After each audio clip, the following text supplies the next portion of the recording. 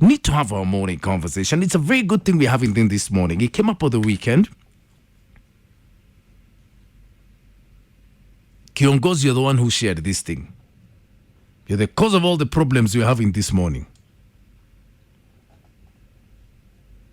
He's a young man, and I'm going to put it up on social media, who was ranting about his mother.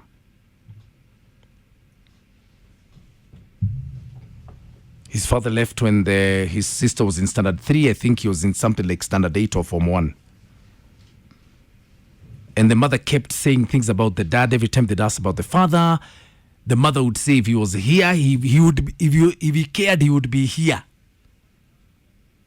And they went through some tough times. So he rants and raves, and at the end of the day, what he does is when he turns 18 after high school, he then looks for the father, finds the father. The father paints a different picture and says, even if I was not there, I provided. And even though I learned that you're not my son, I provided for you up until you finished your high school. Mm-hmm. So the insinuation here is that mothers tell their children nasty things about their fathers to turn them against their fathers, to make them hate them. Is what? Toxic mothers, narcissists. Let me ask you a question. In that entire clip I sent to me by Kiongozi, what did that boy's mother tell him that was a lie? No.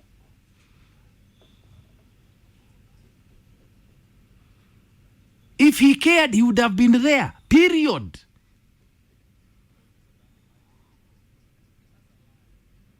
She had not refused him to see his children. Was he coming by? No. So here, this is what happens with guys. When the child grows up, they then tell the child, who's now a grown-up, a sob story to make their mothers look bad. That mother who was there for them from day one. We are setting the record straight this morning. And you tell me where you're coming from. Come, say. You know, the worst thing is having a mother confusing na kuweka kasumba kwa kichwa ya watoto how bad their father is. And most men sio ati hawezi taka kusaidia. Is what? No, okay, what's stopping you from raising your children? Because you're not with a mother? You don't have to be the mother to raise your children. So what is stopping you? Respect. What respect? Yeah, respect the father. That woman owes you no respect. You're the one who owes your respect to your children and to raise them. Who told you she owes you respect? You disrespected her, you parted ways, that is it, it ended. The DNA of any man kwamba heshima kwanza. Respect. From who? From the wife or from that woman. You're no longer together. She's got no business even regarding you as a human being. Hi. Why is it people keep ranting on about mothers spoiling children, about their fathers? Well, the mothers are right. If he cared, he'd be here. She chased him. If he cared, he'd be paying your school fees. You'd not be chased home. It's a fact. She chased him. Does that mean you stop paying your child's school fees? You don't know where the child goes to school? You can't go and pay? No. Does Naivas belong to her? That you can't go and do shopping for your children and bring them to that house and put the shopping at the gate and go away? She chased him. See how they are covering for themselves. Pana. And a lot of men want to help their children. What's stopping you? Tabia ya mama yao. Do not cover your inadequacies and the fact that you want to be a bachelor. That's what you want. You do not want responsibility. Ukikosana mama yake, how does that stop you from supporting your child? Do you know how we love those children? Oh, please. I want you to give me a call. 0711-046-105. We are putting this nonsense to bed today. Okay, I want the guys to give me a call and tell me what is stopping you from providing for your children because ulikosana na mama yao. No, you tell me how she stops it. going to tell your child when they are 21, okay, your mother is so bad, she refused me to see you, that's why I couldn't send your school fees, that's why you were going hungry and sleeping hungry. That time you had quiver. Now wasichana wa dorime. Yeah, we know. 0711-046 nini. One day we will tell these children the truth. When they grow up, we will tell them the truth. 0711-046-105 is my number. Give me a call. Hit me up on X at Classic 105 Kenya or at It's Mine Kegani. Please don't forget the hashtag It's Mine Kenyangi. Gentlemen, how does you concerning with the mother stop you from providing for that child? Please explain that to me like I'm a 2-year-old. We're talking about this thing of men complaining of women poisoning their children against them. You chose to live their lives. You're not even sending anything. How is it her fault? When she tells the children your father died in care, is she lying? Aye, we tuongea hii maneno. Anjenga, I like what you said. What is my separation from you got to do with providing for your child? If you're not present when the child needs you to know you and to acknowledge you, you might as well be dead. You truly might as well be dead. Jennifer Kanyiri saying there are mothers who are comfortably taking care of their kids even without the help of their biological fathers. Because there's no need for begging for that support from the man if he does not want to. Because he'll turn around later, Jennifer, and tell the children when they grow up, your mother is the bad person. Balozi wa Eldred saying the greatest downfall for most men is an aviator called woman. Otherwise, child responsibility is what we yield to show the success. Sio kupenda kwetu.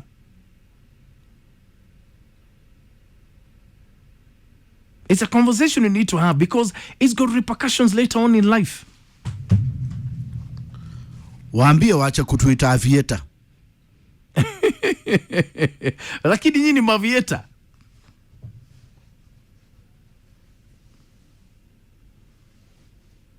Joseph Kiari is saying that guy provided, though he knew he was not the biological father of that boy. I heard the clip, yet she insinuated that he did not care. She's a pathological liar. Where is your anger? What has the separation between you and the mother of that child got to do with you providing for that child? That's what I don't get. Explain that to me, tafadhali. Hello? Morning. Yes, my darling. Aya, niko na watoto watatu. Imagine hakuna hata mmoja huwa ana provide. How many men? Ni wawili. Wawili. And they went on marrying another lady.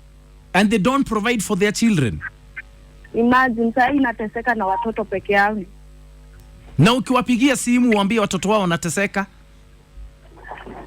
Hata washikangi simu. Alafu hao ndio ambaye watoto wakikuwa wakubwa watawaambia wewe ndio ulikuwa mbaya. Wanakuja kusema watoto sijui nini. Watoto wa how old? How old are the children? Okay, first born akona 7 years. Second akona 3 years and third born akona 1.5 years.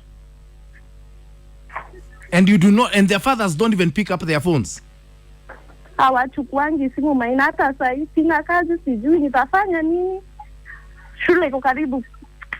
Sijui. Na hawa wanaume wanafanyanga nini? Wako na job? Wako na job mzuri but hakuna hata mmoja mwenye wana provide. Asante sana. Maana hata rent sai nimeshindwa kulipa. Okay. Asante sana. You explained that. No, you explained that. Mr. She refused me to see my children. No, you explained that. Explain. Talk to me. To help me tattoo this issue of men demanding that women, quote unquote, stop poisoning their children against them. When a mother tells a child, if your father cared, he would be here, where is the lie? You know wherever you are, going through your life, piga in sherehe, uko na mtoto ama watoto mahali. What's going through your mind even when you get up in the morning? Philip Madheka Wamboni is saying even if the marriage has not worked, they can actually co-parent. The kids have got a right to be provided for. You cannot tell me you don't know where the child goes to school. Enda pale, lipa karo, toka.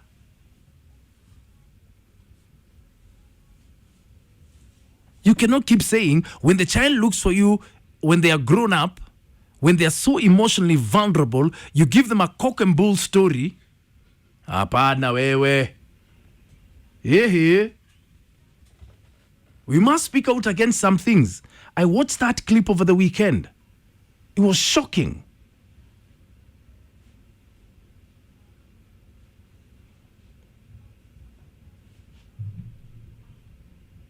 Hai. Mumeonea wanawake sana hata nyinyi. Honestly. Hello. Hello. Hello, good morning. Good morning, sir. Yes, sir. This is Mwaka from Kitale. Yes. Now tulikosana na mama watoto. Na mama akaenda na watoto. Nikaanza kufuatilia vile naweza pata watoto nisalimie watoto. Lakini ikawa ngumu. Ikawa ngumu kwa nini?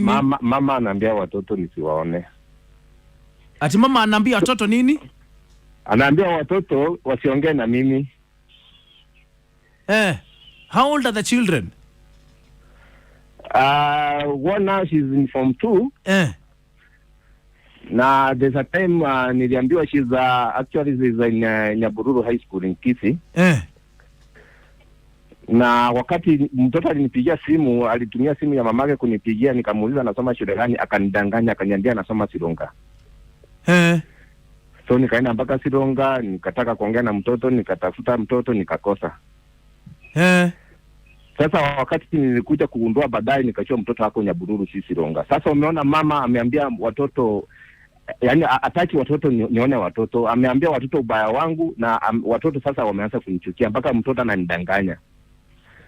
Na mtoto mimi ndio nilichunga mtoto, mimi ndio nilipeleka mamake high school, college Nairobi akasoma, alafu akamaliza college, nikampeleka nikatafuta kazi ya shule isa teacher. Hello. So una provide hao watoto? No, I don't. Why don't you send the mother money and you've got the mother's number? Mine, I don't have money. What do you mean you don't have? She's the one who's working. Mimi ndio nilimpeleka shule, nikampeleka college, nikamweka kazi. She's working. So what do you do for a living? Nafanya vibarua Kitale. Nafanya tu vibarua because wakati nilimpeleka shule I was working, but kazi kakuja kaisha. Sasa mimi ni mtu wa kuamka asubuhi, niende nipalilie mahindi, nipate shilingi 200, ninunue chakula nikule. Niko na makosa Maina? Mimi niko na makosa? Hauna makosa. Mimi ndio nilimsomesa college, akamaliza, nikamtafutia kazi, nikamweka kazi, akaenda. Hakuwahi kuja nyumbani. Akabeba watoto akaenda na hao. Mimi nikafuatilia watoto, hataki watoto waongee na mimi. What should I do, Maina? Nimekusikia. Nimeenda mpaka kwa shule, mtoto amenidanganya shule anasoma, nimeenda mpaka kwa shule, nimetafuta shule hakuna mtoto. Baadaye nakuja kusoma kwamba mtoto ako shule tofauti. Hata watoto hawataki, wamepatiwa ile kasumba ya mama, mpaka sasa watoto hawataki hata waongee na mimi, hata wanione. Kasumba. Yeah. What should I do, Maina? Okay. Hata pesa watoto wanasomea ni yangu because mimi ndio nilimpeleka shule nikamweka mpaka kazi. Baadaye akanitupa.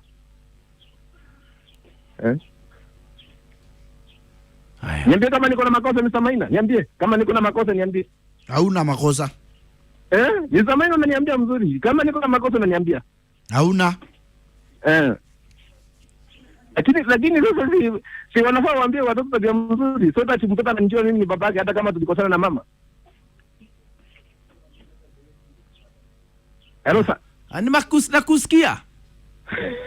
Thank you sir. Good day.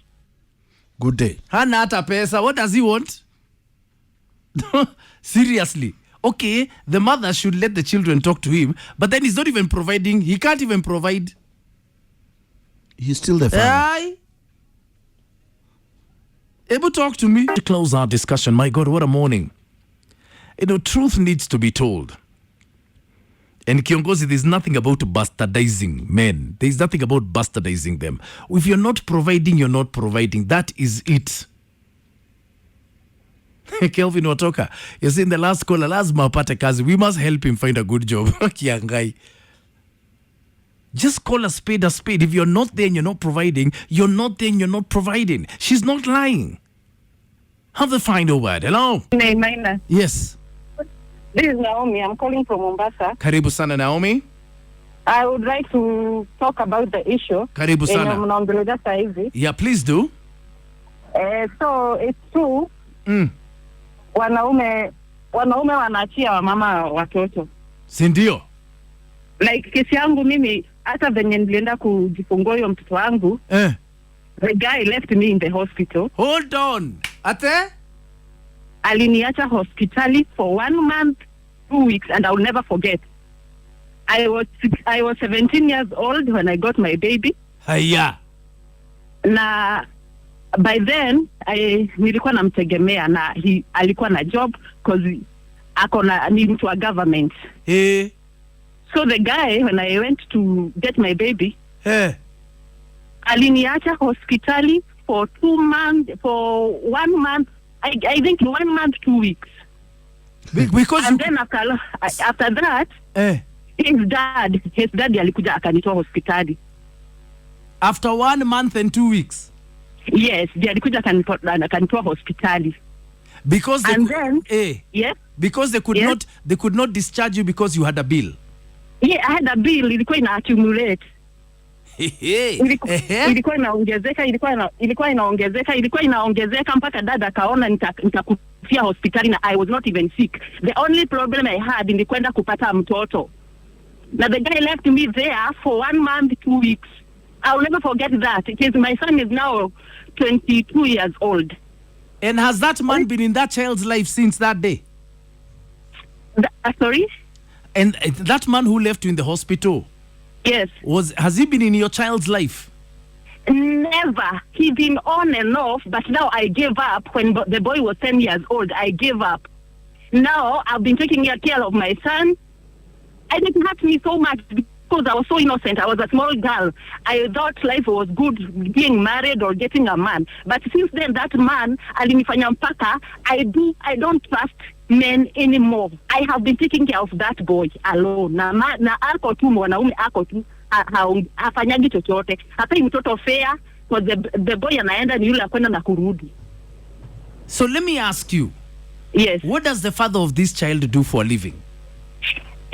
Ni mtu wa government. I don't want to say hapa kwa radio kazi yenye anafanya, but ni mtu mwenye anafanya kazi yenye inaweza sustain mimi, inaweza sustain huyo mtoto, na inaweza sustain huyo mtoto. Yani unajua mtu wa government, maana what I'm saying ni mtu wa serikali. Ako kipapo kuchukua loan ama ako tu sawa, yani anaweza chunga mtoto wake hata kama ni watoto watatu, atalea mtoto wake vizuri. So let me ask you. Yes, Maina. Tangu mtoto azaliwe, ni pesa ngapi amekupea kulea huyu mtoto? I'd rather not talk about that man akuje ale mtoto wangu kwa sababu anajua kuna mtoto mahali popote ako. Anajua kuna mtoto. Lakini hafanyi chochote. Ako tu Maina na sisi tunamuonea. Tunamuonea chochote. Lakini hafanyi chochote. Wako wanaume kama hao. Thank you. I don't even know how you can even justify your behavior. Impossible. Na pia alianza mapema. Shame on you. 17 years. Listen to you. 17 oh my God. Alikuwa shaanza.